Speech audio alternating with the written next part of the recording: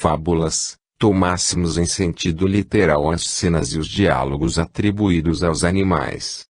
Adão é a personificação da humanidade, sua falta individualiza a fraqueza do homem, em quem predominam os instintos materiais a que ele não sabe resistir. A árvore, como a árvore da vida, é o emblema da vida espiritual, como a árvore da ciência, é o da consciência do bem e do mal, que o homem adquire pelo desenvolvimento da sua inteligência e do livre-arbítrio, em virtude do qual ele escolhe entre um e outro. Assinala o ponto em que a alma do homem, deixando de ser guiada unicamente pelos instintos, toma posse da sua liberdade e incorre na responsabilidade dos seus atos. O fruto da árvore simboliza o objeto dos desejos materiais do homem, é a alegoria da cobiça e da concupiscência, resume, numa figura única, os motivos de arrastamento ao mal. O comer é sucumbir à tentação. A árvore se ergue no meio do jardim de delícias para mostrar que a sedução está no seio mesmo dos prazeres e para lembrar que, se o homem der preponderância aos gozos materiais, prender-se-á à terra e se afastará do seu destino espiritual. A morte de que lhe é ameaçado, caso transgrida a proibição que lhe é feita, é um aviso das consequências inevitáveis, físicas e morais, decorrentes da violação das leis divinas que Deus lhe gravou na consciência. É bem evidente que aqui não se trata da morte corpórea, pois que, depois de cometida a falta, Adão ainda viveu longo tempo, mas sim da morte espiritual, ou, em outras palavras, a perda dos bens que resultam do adiantamento moral, perda figurada pela sua expulsão do jardim de delícias. 17. A serpente está longe de ser considerada hoje como tipo de astúcia. Ela entra aqui mais pela sua forma do que pelo seu caráter, como alusão à perfídia dos maus conselhos, que se insinuam como a serpente e da qual, por essa razão, muitas vezes o homem nem desconfia. Aliás, se a serpente, por haver enganado a mulher a que foi condenada a rastejar, dever-se-á deduzir que antes esse animal tinha pernas, mas, neste caso, já não era serpente. Por que, então, impor a fé ingênua e crédula das crianças, como verdades, alegorias tão evidentes, e que, falseando o julgamento delas, faz que mais tarde venham a considerar a Bíblia como uma colcha de fábulas absurdas? Além disso, deve-se notar que o termo hebreu naash, traduzido por serpente, vem da raiz naash, que significa fazer encantamentos, adivinhar as coisas ocultas, podendo, pois, significar encantador, adivinho. Com esta acepção, ele é encontrado na própria Gênesis 44, 5 e 15, a propósito da taça que José mandou esconder no saco de Benjamim, a taça que roubaste a mesma em que meu senhor bebe, de que se serve para adivinhar. Naash, ignoras que não há quem me iguale na ciência de adivinhar. Naash. No livro Números 23 e 23, não há encantamentos, Naash, em Jacó, nem adivinhos em Israel. Em consequência, a palavra Naash tomou também a significação de serpente, réptil que os encantadores tinham a pretensão de encantar, ou de que se serviam em seus encantamentos. A palavra Naash só foi traduzida por serpente na versão dos 70, os quais, segundo Tcheson, corromperam o texto hebreu em muitos lugares, versão essa escrita em grego no segundo século da era cristã. As inexatidões dessa versão resultaram, sem dúvida, das modificações que a língua hebraica sofrera no intervalo transcorrido, visto que o hebreu do tempo de Moisés era uma língua morta, que diferia do hebreu vulgar, tanto quanto o grego antigo e o árabe literário diferem do grego e do árabe modernos. É, pois, provável que Moisés tenha apresentado como sedutor da mulher o desejo indiscreto de conhecer as coisas ocultas, suscitado pelo espírito de adivinhação, o que concorda com o sentido primitivo da palavra Naash, adivinhar, e, por outro lado, com estas palavras Deus sabe que, logo que houverdes comido desse fruto, vossos olhos se abrirão e sereis como deuses. Ela, a mulher, viu que era cobiçável a árvore para compreender, lhe asquiu, e tomou do seu fruto. Não se deve esquecer que Moisés queria proscrever de entre os hebreus a arte da adivinhação praticada pelos egípcios, tanto é que proibiu os primeiros de interrogar os mortos e o espírito Piton. O céu e o inferno, primeira parte, capítulo 11. 18. A passagem que diz: o Senhor passeava pelo jardim à tarde, quando se levanta vento brando, é uma imagem ingênua e um tanto pueril, que a crítica não deixou de assinalar, mas nada tem que surpreenda, se nos reportarmos a ideia que os hebreus dos tempos primitivos faziam da divindade. Para aquelas inteligências limitadas, incapazes de conceber abstrações, Deus havia de ter uma forma concreta e eles referiam tudo à humanidade, como o único ponto que conheciam. Por isso Moisés lhes falava como a crianças, por meio de imagens sensíveis. No caso de que se trata era a personificação da potência soberana, como os pagãos personificavam, em figuras alegóricas, as virtudes, os vícios e as ideias abstratas. Mais tarde os homens despojaram da forma a ideia, do mesmo modo que a criança, tornada adulta, procura o sentido moral dos contos com que foi acalentada. Deve-se, portanto, considerar essa passagem como uma alegoria, figurando a divindade a vigiar em pessoa os objetos da sua criação. O grande rabino Ogya traduziu assim: eles ouviram a voz do eterno Deus, percorrendo o jardim do lado de onde vem o dia. 19. Se a falta de Adão consistiu literalmente em ter comido um fruto, ela não poderia de modo algum, pela sua natureza quase pueril, justificar o rigor com que foi punida. Não se poderia tampouco admitir, racionalmente, que o fato seja qual geralmente o supõe. De outro modo Deus, ao considerar irremissível o fato, teria condenado a sua própria obra, já que lhe criara o homem para propagação. Se Adão houvesse entendido assim a proibição de tocar no fruto da árvore e com ela se houvesse conformado escrupulosamente, onde estaria a humanidade e que teria sido feito dos desígnios do Criador? Deus não criara Adão e Eva para ficarem sós na terra. A prova disso está nas próprias palavras que lhes dirige logo depois de os ter formado, quando eles ainda estavam no paraíso terrestre. Deus os abençoou e lhes disse: crescei e multiplicai-vos, enchei a terra e submetei ao vosso domínio. Gênesis 1:28. Uma vez que a multiplicação era lei já no paraíso terreno, a expulsão deles dali não pode ter tido como causa o fato suposto. O que deu crédito a essa suposição foi o sentimento de vergonha que Adão e Eva manifestaram ante o olhar de Deus e que os levou a se ocultarem. Mas essa própria vergonha era uma figura por comparação, simboliza a confusão que todo culpado experimenta em presença daquele que por ele foi ofendido. 20. Finalmente, qual foi, em suma, a falta tão grande que resultou na condenação perpétua de todos os descendentes daquele que a cometeu? Caim, o fratricida, não foi tratado tão severamente. Nenhum teólogo o pôde definir logicamente, porque todos, apegados à letra, giraram dentro de um círculo vicioso. Hoje já sabemos que essa falta não é um ato isolado, pessoal, de um indivíduo, mas que compreende, sob um único fato alegórico, o conjunto das prevaricações de que a humanidade da Terra, ainda imperfeita, pode tornar-se culpada e que se resumem nisto: infração da lei de Deus. Eis porque a falta do primeiro homem, simbolizando a humanidade, tem por símbolo um ato de desobediência.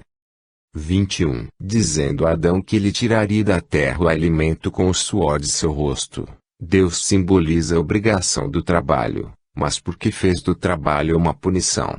Que seria da inteligência do homem se ele não a desenvolvesse pelo trabalho? Que seria da terra se não fosse fecundada, transformada, saneada pelo trabalho inteligente do homem? Está dito, Gênesis 2, 5 e 7. O Senhor Deus ainda não havia feito chover na terra e não havia nela homens que a cultivassem. O Senhor formou então o homem do limo da terra. Essas palavras, aproximadas destas outras, enchem a terra, provam que o homem, desde a sua origem, estava destinado a ocupar toda a terra e a cultivá-la, provam, também, que o paraíso não era um lugar circunscrito a um canto do globo. Se a cultura da terra houvesse de ser uma consequência da falta de Adão, resultaria que, se Adão não tivesse pecado, a terra permaneceria inculta e os desígnios de Deus não se teriam cumprido. Porque lhe disse à mulher que ela pariria com dor, em virtude de haver cometido a falta. Como pode a dor do parto ser um castigo, quando é um efeito do organismo e quando está provado, fisiologicamente, que é uma necessidade? Como pode ser punição uma coisa que se produz segundo as leis da natureza? É o que os teólogos ainda não explicaram, nem poderão explicar enquanto não abandonarem o ponto de vista em que se colocaram.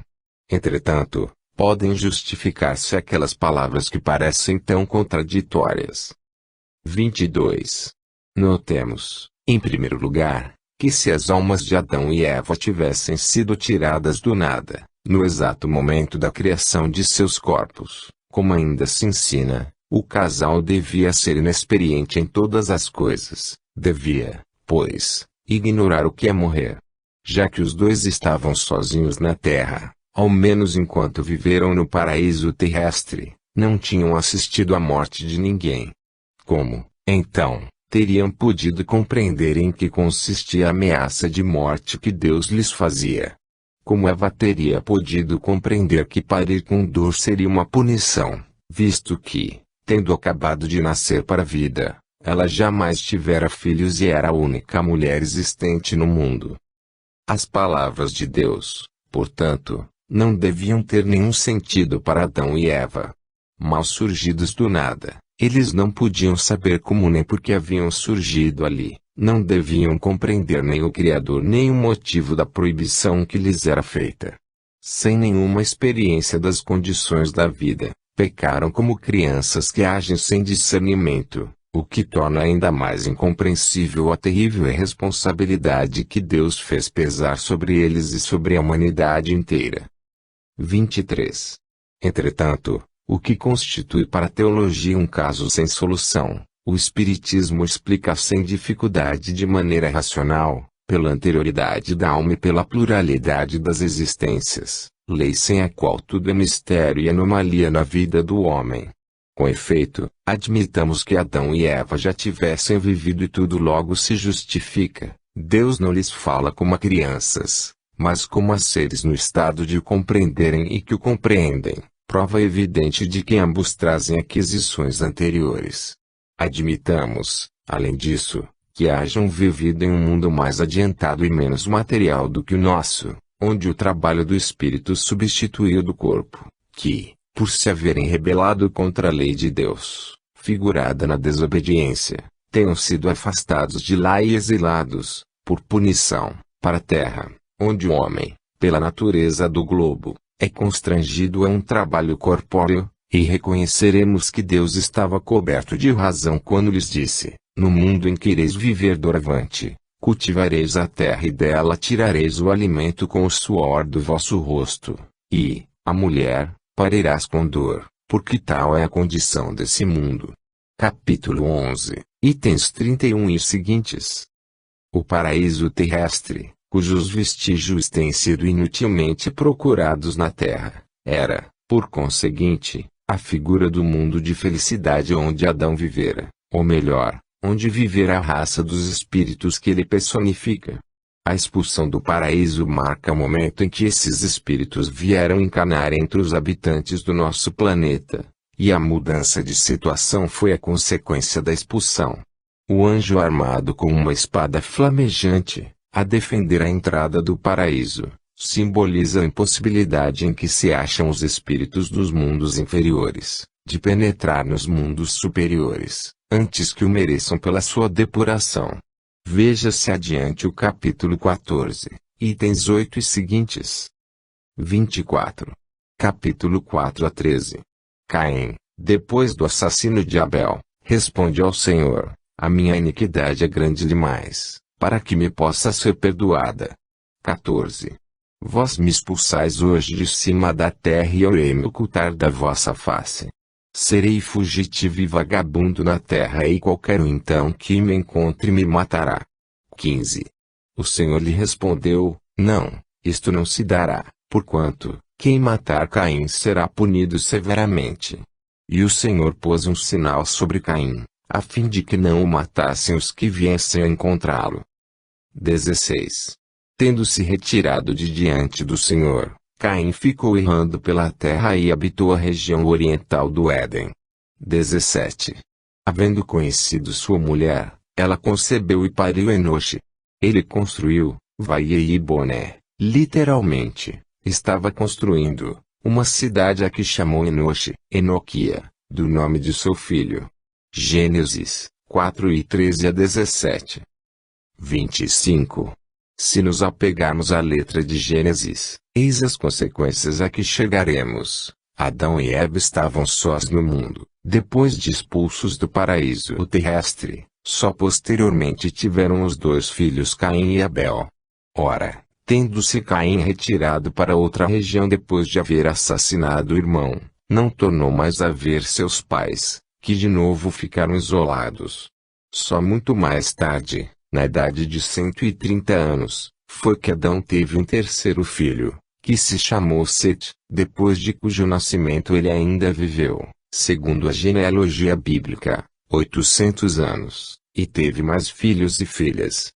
Quando, pois, Caim foi estabelecer-se a leste do Éden, somente havia na terra 3 pessoas, seu pai e sua mãe, e ele, sozinho, de seu lado. Entretanto, Caim teve mulher e um filho. Que mulher podia ser essa aí onde ele pudera desposá-la? O texto hebreu diz, ele estava construindo uma cidade, e não, ele construiu, o que indica uma ação presente e não posterior. Mas uma cidade pressupõe a existência de habitantes, visto não ser de presumir que Caim a fizesse para si, sua mulher e seu filho, nem que a pudesse edificar sozinho. Dessa própria narrativa, portanto, logo se conclui que a região era povoada.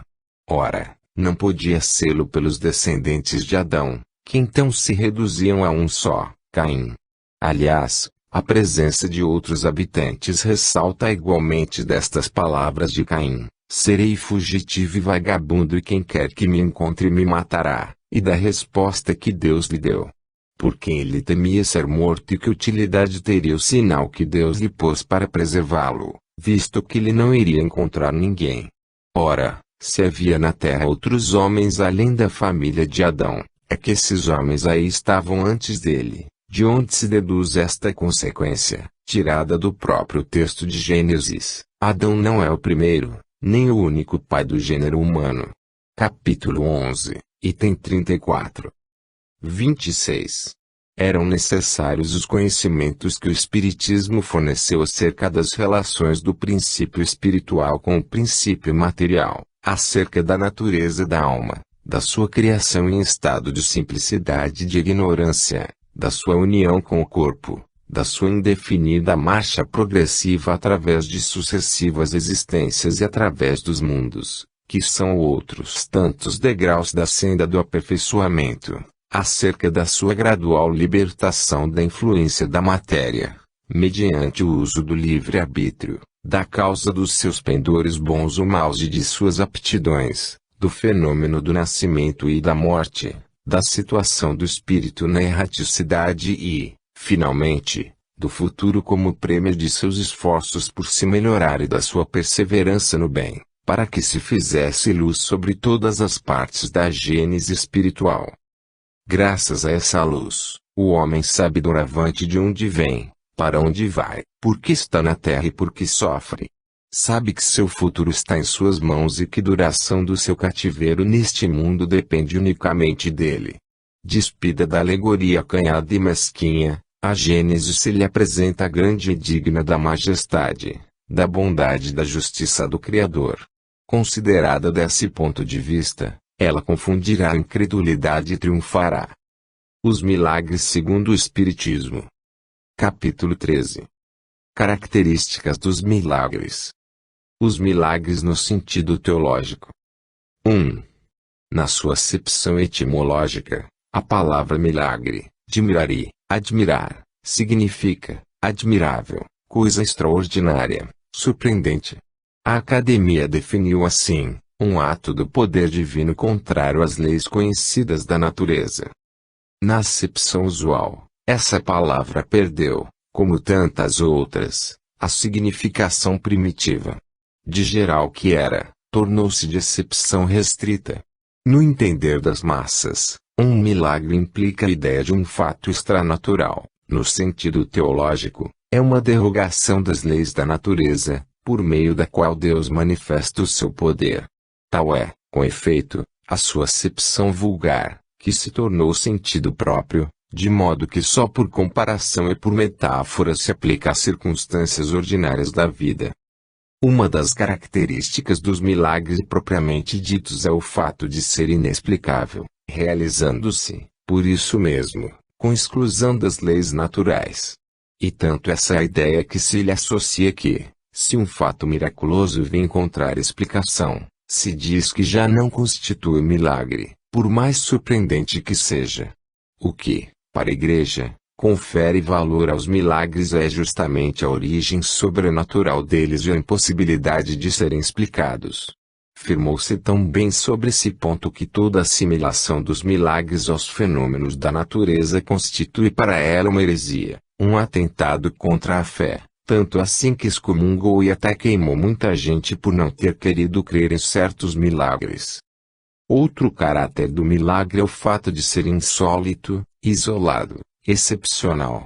Logo que um fenômeno se reproduz, quer espontânea, quer voluntariamente, é que está submetido a uma lei e, desde então, seja ou não conhecida a lei, não pode ser um milagre. 2. Aos olhos dos ignorantes, a ciência faz milagres todos os dias. Se um homem realmente morto for o chamado à vida por intervenção divina, haverá verdadeiro milagre, por ser esse um fato contrário às leis da natureza.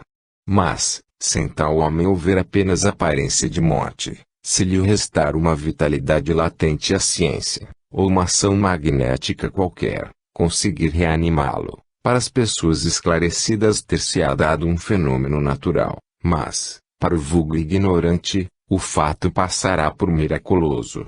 Lance um físico, do meio de certas campinas, um papagaio elétrico e faça que o raio caia sobre uma árvore e certamente esse novo Prometeu será tido por amado de diabólico poder.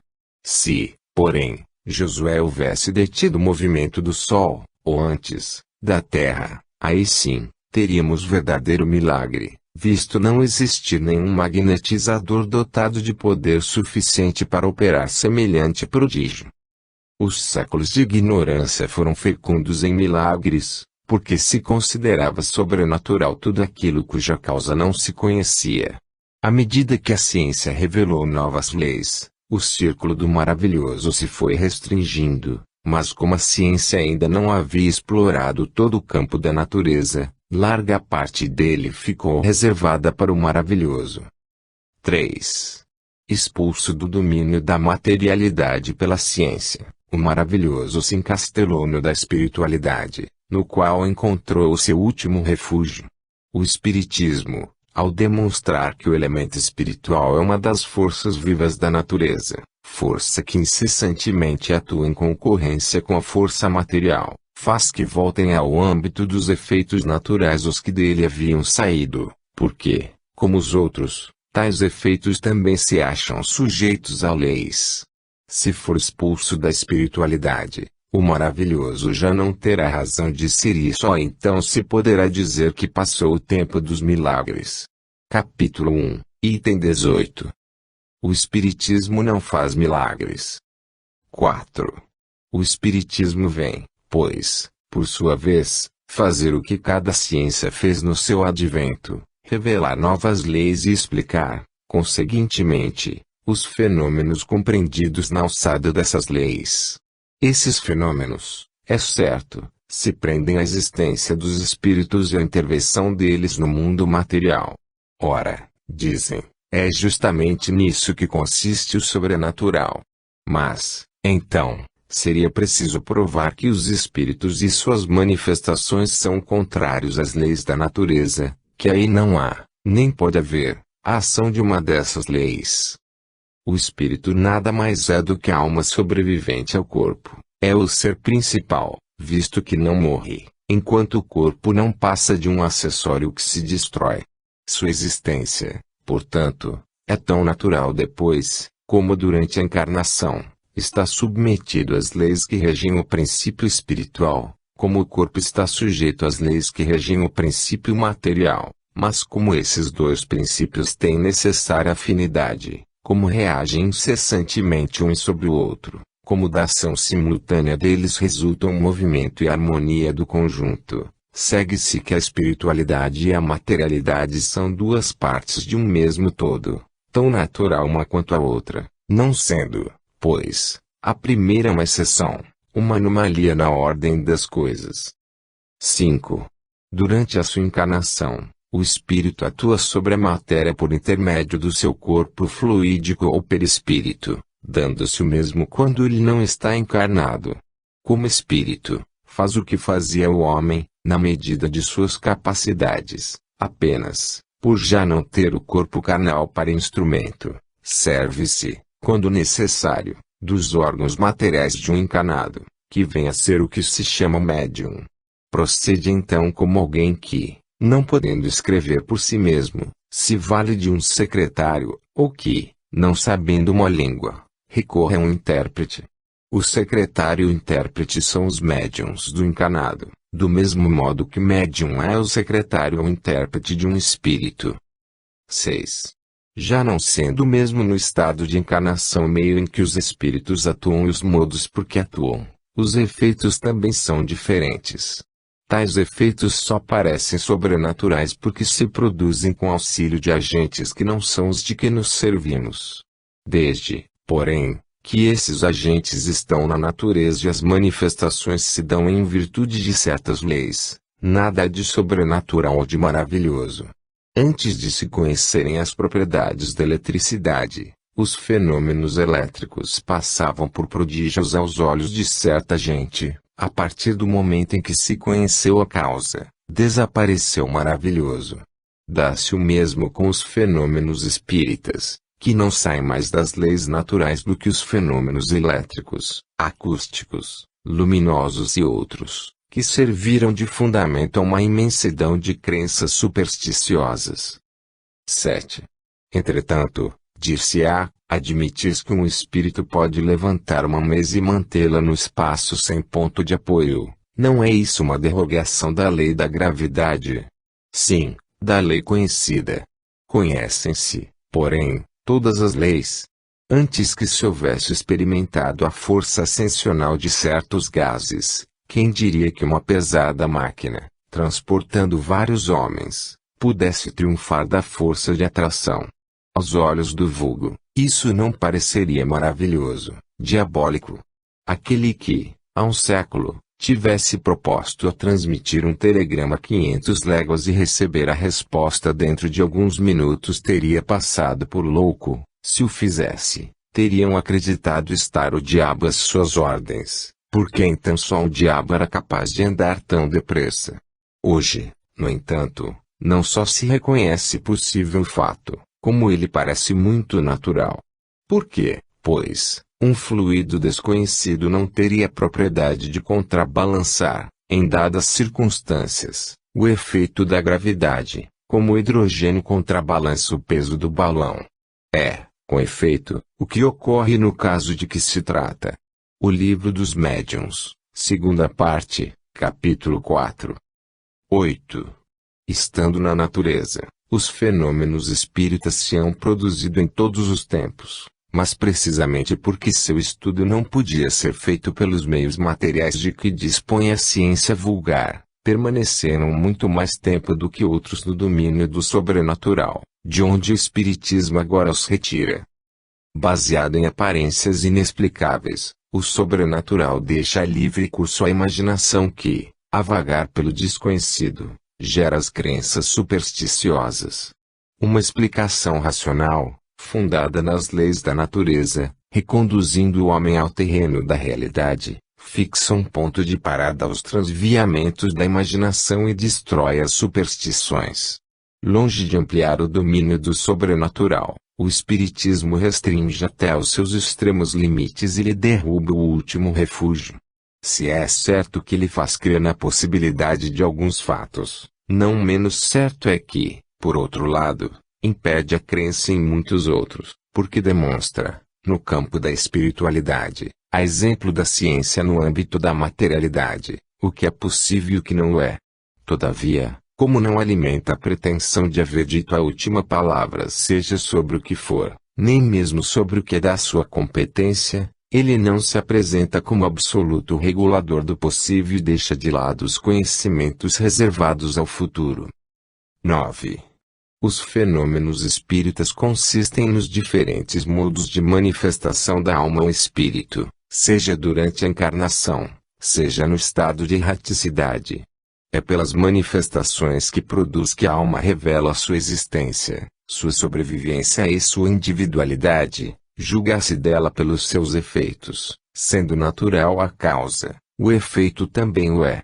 São esses efeitos que constituem objeto especial das pesquisas e do estudo do espiritismo, a fim de chegar-se a um conhecimento tão completo quanto possível da natureza e dos atributos da alma, como das leis que regem o princípio espiritual. 10. Para os que negam a existência do princípio espiritual independente e, por conseguinte, negam a existência da alma individual e sobrevivente, a natureza toda está na matéria tangível. Todos os fenômenos que se referem à espiritualidade são, para esses negadores, sobrenaturais e, portanto, quiméricos. Não admitindo a causa, não podem admitir os efeitos e, quando estes são patentes, eles os atribuem à imaginação, à ilusão, à alucinação e se negam a aprofundá-los. Daí a opinião preconcebida que os torna inaptos a apreciar judiciosamente o espiritismo, porque partem do princípio da negação de tudo que não seja material. 11. Embora o espiritismo admita os efeitos, que são a consequência da existência da alma, não se segue que admita todos os efeitos qualificados de maravilhosos e que se propõe a justificá-los e dar-lhes crédito, que se faça campeão de todos os devaneios, de todas as utopias, de todas as excentricidades sistemáticas, de todas as lendas miraculosas. Seria preciso conhecê-lo muito pouco para pensar assim. Seus adversários julgam opor-lhe um argumento sem réplica, quando, depois de terem feito eruditas pesquisas sobre os convulsionários de Saint Médard, sobre os calvinistas das Cevenas, ou sobre os religiosos de Loudun, chegaram a descobrir fatos patentes de embuste, que ninguém contesta. Mas essas histórias serão, porventura, o evangelho do espiritismo. Seus adeptos já terão negado que o charlatanismo haja explorado em proveito próprio alguns fatos, que a imaginação os tenha criado, que o fanatismo os haja exagerado muitíssimo. Ele não é mais solidário com as extravagâncias que se cometam em seu nome do que ciência com os abusos da ignorância, verdadeira religião com os abusos do fanatismo. Muitos críticos julgam o espiritismo pelos contos de fadas e pelas lendas populares, ficções daqueles contos. O mesmo seria julgar a história pelos romances históricos e pelas tragédias. 12. Na maior parte das vezes os fenômenos espíritas são espontâneos e se produzem sem nenhuma ideia preconcebida da parte das pessoas com que eles se dão e que, em regra, são as que neles menos pensam. Existem alguns que, em certas circunstâncias, podem ser provocados pelos agentes denominados médiuns. No primeiro caso, o médium é inconsciente do que se produz por seu intermédio. No segundo, age com conhecimento de causa, de que resulta a classificação de médiuns conscientes e médiuns inconscientes. Estes últimos são os mais numerosos e se encontram com frequência entre os mais obstinados incrédulos que, assim, praticam o espiritismo sem o saberem, nem quererem. Por isso mesmo, os fenômenos espontâneos têm capital importância, visto não se poder suspeitar da boa-fé dos que os obtêm. Dá-se aqui o que se dá com o sonambulismo que, em certos indivíduos, é natural e involuntário, enquanto em outros é provocado pela ação magnética. Quer esses fenômenos resultem ou não de um ato da vontade, a causa primeira é exatamente a mesma e em nada se afasta das leis naturais. Os médiuns, portanto, não produzem coisa alguma de sobrenatural, por conseguinte, não fazem nenhum milagre. As próprias curas instantâneas não são mais milagrosas do que os outros efeitos, já que resultam da ação de um agente fluídico, que desempenha o papel de agente terapêutico, cujas propriedades não deixam de ser naturais por terem sido ignoradas até agora. O epíteto de taumaturgos, dado a certos médiuns pela crítica ignorante dos princípios do espiritismo é, pois, totalmente impróprio. A qualificação de milagres atribuída, por comparação, a essa espécie de fenômenos, somente pode induzir em erro sobre o verdadeiro caráter deles. 13. A intervenção de inteligências ocultas nos fenômenos espíritas não os torna mais milagrosos do que todos os outros fenômenos devidos a agentes invisíveis, porque esses seres ocultos que povoam os espaços são uma das forças da natureza, força cuja ação é cessante sobre o mundo material, tanto quanto sobre o mundo moral. Esclarecendo-nos acerca dessa força, o Espiritismo nos dá a solução de uma imensidade de coisas inexplicadas e inexplicáveis por qualquer outro meio e que, em tempos recuados, passaram por prodígios. Do mesmo modo que o magnetismo, ele revela uma lei, se não desconhecida, pelo menos mal compreendida, ou, melhor dizendo, conheciam-se os efeitos, porque eles se produziram em todos os tempos, porém não se conhecia a lei, e foi o desconhecimento desta que gerou a superstição. Conhecida essa lei, desaparece o maravilhoso e os fenômenos entram na ordem das coisas naturais. Eis porque os espíritas não operam milagres quando fazem que uma mesa se mova sozinha, ou que os mortos escrevam, do mesmo modo que o médico não opera um milagre quando faz que um moribundo reviva, ou o físico, quando faz que o raio caia. Aquele que pretendesse fazer milagres com auxílio desta ciência ou seria um ignorante do assunto ou um enganador de tolos. 14. Considerando-se que o Espiritismo repudia toda pretensão às coisas miraculosas, fora da sua esfera haverá milagres, na acepção usual desta palavra. Digamos, primeiramente, que entre os fatos reputados milagrosos, ocorridos antes do advento do Espiritismo e que ainda ocorrem no presente, a maior parte, se não todos, encontram explicação nas novas leis que ele veio revelar. Esses fatos, portanto, se compreendem, embora sob outro nome, na ordem dos fenômenos espíritas e, como tais, nada tem de sobrenatural. Fique, porém, bem entendido que só nos referimos aos fenômenos autênticos, e não aos que, com a denominação de milagres, são produto de uma indigna charlatanice, com vistas a explorar a credulidade. Tampouco nos referimos a certos fatos lendários que podem ter tido, originariamente, um fundo de verdade, mas que a superstição ampliou até o absurdo. É sobre esses fatos que o Espiritismo vem projetar luz, fornecendo meios de separar a verdade do erro. Deus faz milagres. 15. Quanto aos milagres propriamente ditos, Deus, sem dúvida, pode fazê-los, visto que nada lhe é impossível. Mas será que os faz? Ou, em outras palavras, derroga as leis que ele mesmo estabeleceu? Não cabe ao homem prejulgar os atos da divindade nem subordiná-los à fraqueza do seu entendimento. Contudo, em face das coisas divinas, temos, para critério do nosso juízo, os próprios atributos de Deus.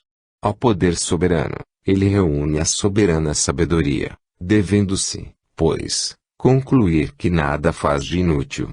Por que, então, faria milagres? Para testar o seu poder, dizem. Mas o poder de Deus não se manifesta de maneira muito mais eloquente pelo grandioso conjunto das obras da criação, pela sábia previdência que essa criação revela, tanto nas mais gigantescas quanto nas mais insignificantes, e pela harmonia das leis que regem o mecanismo do universo, do que por algumas pequeninas e pueris derrogações que todos os prestidigitadores sabem imitar. Que se diria de um engenheiro mecânico que, para provar a sua habilidade, desmantelasse um relógio construído pelas suas mãos, obra-prima de ciência, a fim de mostrar que pode desmanchar o que fizera? Seu saber, ao contrário, não ressalta muito mais da regularidade e da precisão do movimento da sua obra. A questão dos milagres propriamente ditos não é, pois, da alçada do espiritismo, mas, ponderando que Deus não faz coisas inúteis, a doutrina emite a seguinte opinião: não sendo necessários os milagres para a glorificação de Deus, nada no universo se produz fora do âmbito das leis gerais. Deus não faz milagres, porque, sendo, como são, perfeitas as suas leis, não lhe é necessário derrogá-las. Se há fatos que não compreendemos, é que ainda nos faltam os conhecimentos necessários. 16. Admitindo que Deus houvesse alguma vez, por razões que não podemos apreciar, derrogado acidentalmente leis por ele mesmo estabelecidas, tais leis já não seriam imutáveis. Mesmo, porém, que semelhante derrogação seja possível, ter-se-á, pelo menos, de reconhecer que é só ele, Deus, dispõe desse poder, sem se negar ao espírito de uma onipotência. Não se pode admitir que lhe seja permitido desfazer a obra divina, operando, de seu lado, prodígios capazes de seduzir até os eleitos, pois que isso implicaria a ideia de um poder igual ao de Deus. É, no entanto, o que ensinam. Se Satanás tem o poder de sustar o curso das leis naturais, que são obra de Deus, sem a permissão deste, é mais poderoso que a divindade. Logo, Deus não possui a onipotência e se, como pretendem alguns, delega poderes a Satanás, para mais facilmente induzir os homens ao mal, falta-lhe a soberana bondade. Em ambos os casos, há a negação de um dos atributos sem os quais Deus não seria Deus. Esta é a razão por que a Igreja distingue os bons milagres, que procedem de Deus, dos maus milagres, que procedem de Satanás. Como, porém, diferenciar um do outro? Seja satânico ou divino, nem por isso um milagre deixa de ser uma derrogação das leis emanadas unicamente de Deus. Se um indivíduo é curado por suposto milagre, quer seja Deus quem o opere, quer Satanás, não deixará por isso de ter havido cura. É preciso fazer ideia muito acanhada da inteligência humana pretender-se que semelhantes doutrinas possam ser aceitas nos dias de hoje. Reconhecida a possibilidade de alguns fatos considerados miraculosos, deve-se concluir que, seja qual for a origem que se lhes atribua, eles são efeitos naturais de que se podem utilizar espíritos encarnados ou desencarnados, como de tudo, como da própria inteligência e dos conhecimentos científicos de que disponham, para o bem ou para o mal, conforme neles predominem a bondade ou a perversidade.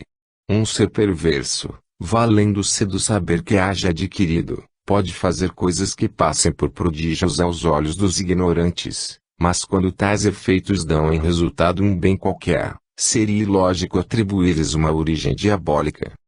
17. Mas, dizem, a religião se apoia em fatos que não são explicados nem explicáveis. Inexplicados, talvez, inexplicáveis, é outra questão. Que sabe o homem das descobertas e dos conhecimentos que o futuro lhe reserva? Sem falar do milagre da criação, o maior de todos sem contestação possível, já pertencente ao domínio da lei universal, não vemos reproduzirem-se hoje, sob o império do magnetismo, do sonambulismo, do espiritismo, os êxtases, as visões, as aparições, as percepções à distância, as curas instantâneas, as suspensões de mesas, as comunicações orais e outras com seres do mundo invisível, fenômenos conhecidos desde tempos imemoriais, tidos outrora por maravilhosos e que presentemente se demonstra pertencerem à ordem das coisas naturais, de acordo com a lei constitutiva dos seres. Os livros sagrados estão cheios de fatos desse gênero, qualificados de sobrenaturais, como, porém, se encontram fatos análogos e até mais maravilhosos ainda em todas as religiões pagãs da antiguidade. Se a veracidade de uma religião dependesse do número e da natureza de tais fatos, não se saberia dizer qual a que dever-se prevalecer. O sobrenatural e as religiões. 18. Pretender-se que o sobrenatural é o fundamento indispensável de toda religião, que é a pedra angular do edifício cristão, é sustentar perigosa tese. Assentar as verdades do cristianismo sobre a base exclusiva do maravilhoso é dar-lhe fraco alicerce, cujas pedras facilmente se soltam com o passar dos dias. Essa tese, de que se constituíram defensores e eminentes teólogos, leva direto à conclusão de que, em dado tempo, já não haverá religião possível, nem mesmo a cristã, desde que se chegue a demonstrar que é natural o que se considera sobrenatural, visto que, por mais que se acumulem argumentos, não se conseguirá sustentar a crença de que um fato é miraculoso depois de se haver provado que não o é. Ora, a prova de que um fato não é uma exceção nas leis naturais é quando pode ser explicado por essas mesmas leis e que, podendo reproduzir-se por intermédio de um indivíduo qualquer, deixa de ser privilégio dos santos. Não é do sobrenatural que necessitam as religiões, mas do princípio espiritual, que elas confundem erradamente com o maravilhoso e sem o qual não há religião possível. O Espiritismo considera a religião cristã de um ponto de vista mais elevado, dá-lhe uma base mais sólida do que dos milagres, as leis imutáveis de Deus, que regem tanto o princípio espiritual como o princípio material. Essa base desafia o tempo e a ciência, porque o tempo e a ciência virão sancioná-la. Deus não se torna menos digno da nossa admiração, do nosso reconhecimento, do nosso respeito, por não haver derrogado suas leis, grandiosas, sobretudo, pela imutabilidade que as caracteriza. Não há necessidade do sobrenatural para que se preste a Deus o culto que lhe é devido. A natureza não é de si mesma tão imponente, a ponto de dispensar o que quer que seja para provar o poder divino.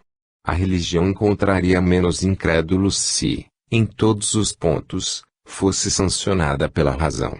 O Espiritismo nada tem que perder com semelhante sanção, ao contrário, só pode ganhar.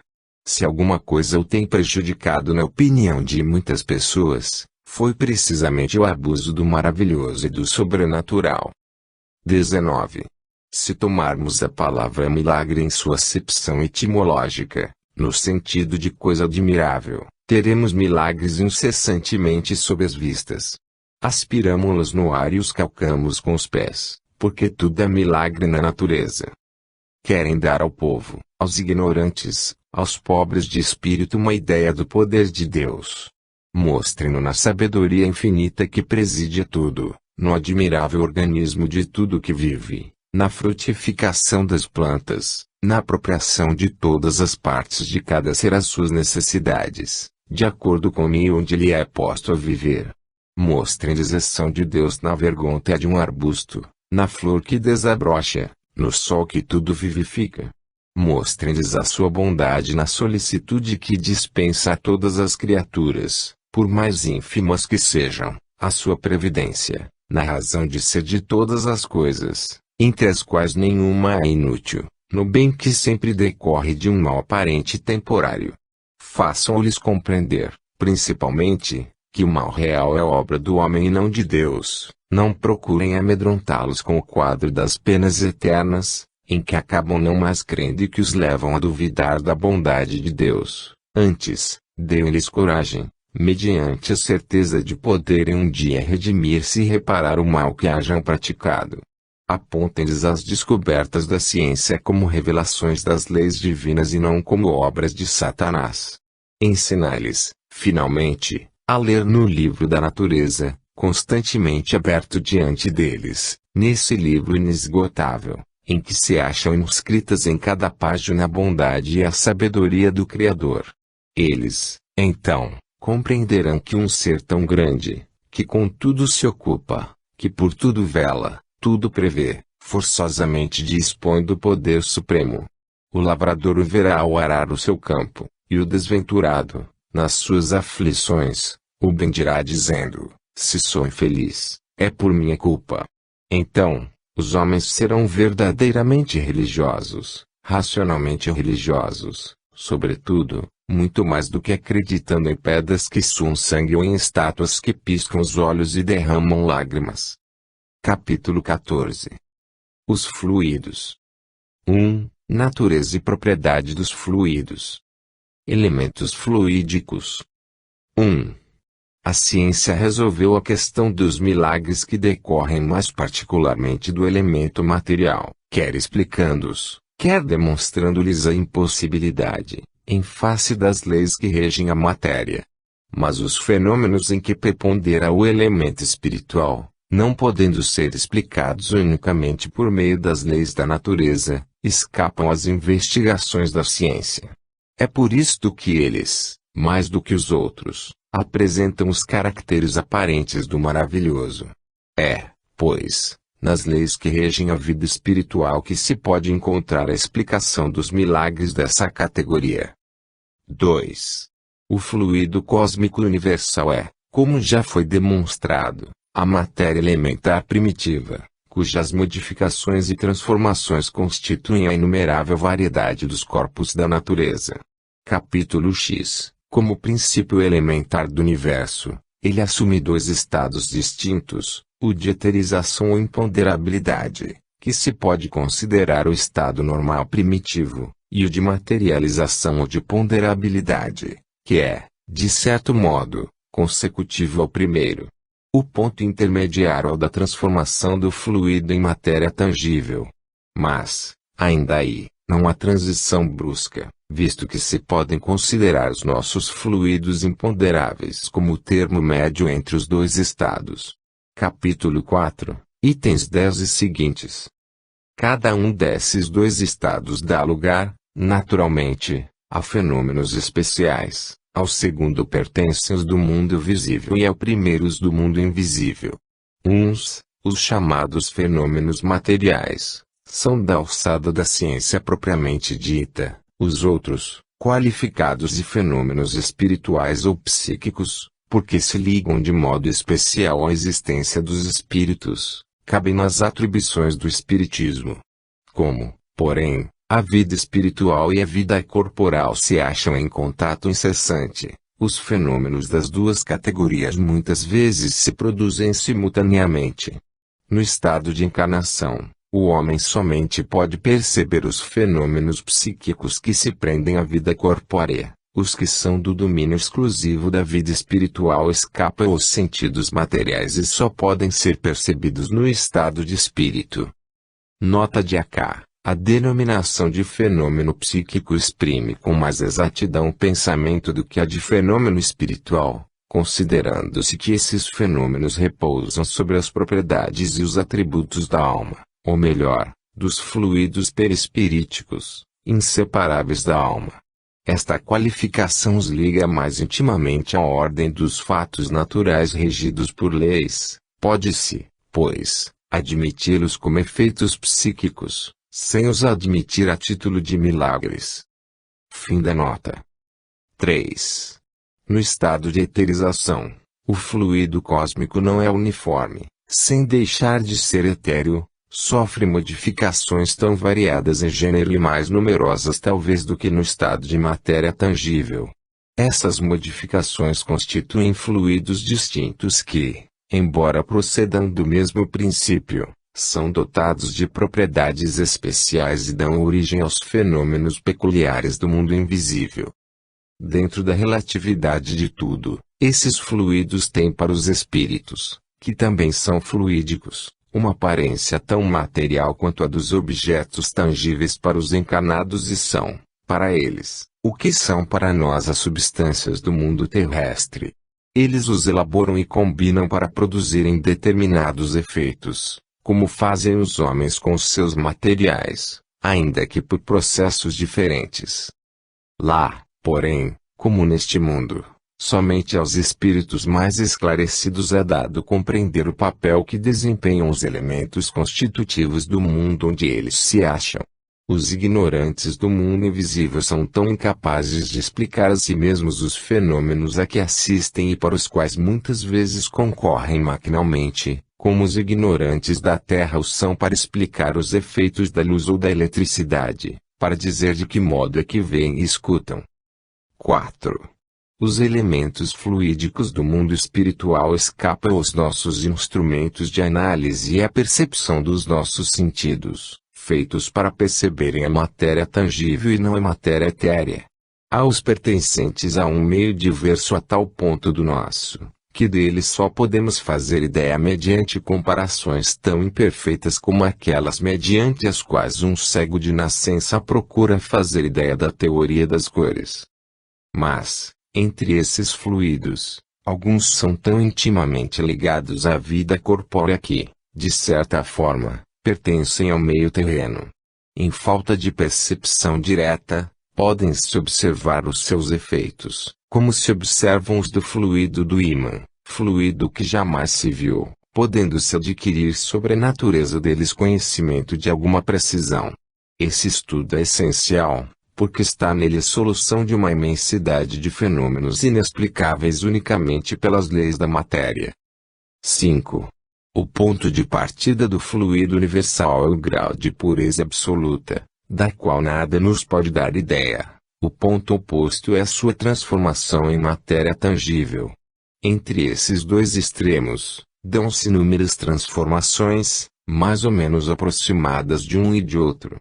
Os fluidos mais próximos da materialidade, os menos puros, conseguintemente, compõem o que se pode chamar a atmosfera espiritual da Terra. É desse meio, onde igualmente vários são os graus de pureza, que os espíritos encarnados e desencarnados deste planeta aurem os elementos necessários à economia de suas existências. Por mais sutis e impalpáveis que nos pareçam, esses fluidos não deixam por isso de ser de natureza grosseira, em comparação com os fluidos etéreos das regiões superiores. O mesmo se dá na superfície de todos os mundos, salvo as diferenças de constituição e as condições de vitalidade próprias de cada um. Quanto menos material é a vida neles, tanto menos afinidade têm os fluidos espirituais com a matéria propriamente dita. A qualificação de fluidos espirituais não é rigorosamente exata, já que, em última análise, eles são sempre matéria mais ou menos quintessenciada. De realmente espiritual, só mesmo a alma ou princípio inteligente. Dá-se-lhes essa denominação por comparação apenas e, sobretudo, pela afinidade que eles guardam com os espíritos. Pode-se dizer que são a matéria do mundo espiritual, razão por que são chamados fluidos espirituais. 6. Quem conhece, aliás, a constituição íntima da matéria tangível, ela talvez somente seja compacta em relação aos nossos sentidos, e o que o provaria é a facilidade com que os fluidos espirituais e os espíritos atravessam, aos quais não oferece maior obstáculo do que o que os corpos transparentes oferecem à luz. Tendo por elemento primitivo o fluido cósmico etéreo, deve ser possível a matéria tangível, desagregando-se, voltar ao estado de eterização, do mesmo modo que o diamante, o mais duro dos corpos, pode volatilizar-se em gás impalpável. Na realidade, a solidificação da matéria não passa de um estado transitório, que pode voltar ao seu estado primitivo quando deixam de existir as condições de coesão. Quem sabe mesmo se, no estado de tangibilidade, a matéria não é capaz de adquirir uma espécie de eterização que lhe daria propriedades particulares. Certos fenômenos, que parecem autênticos, tenderiam a fazer supor que assim fosse. Ainda não conhecemos senão as fronteiras do mundo invisível. O futuro, sem dúvida, nos reserva o conhecimento das novas leis, que nos permitirão compreender o que para nós ainda é mistério. Formação e propriedades do perispírito. 7. O perispírito, ou corpo fluídico dos espíritos, é um dos produtos mais importantes do fluido cósmico. É uma condensação desse fluido em torno de um foco de inteligência ou alma. Já vimos que também o corpo canal tem seu princípio de origem nesse mesmo fluido condensado e transformado em matéria tangível. No perispírito, a transformação molecular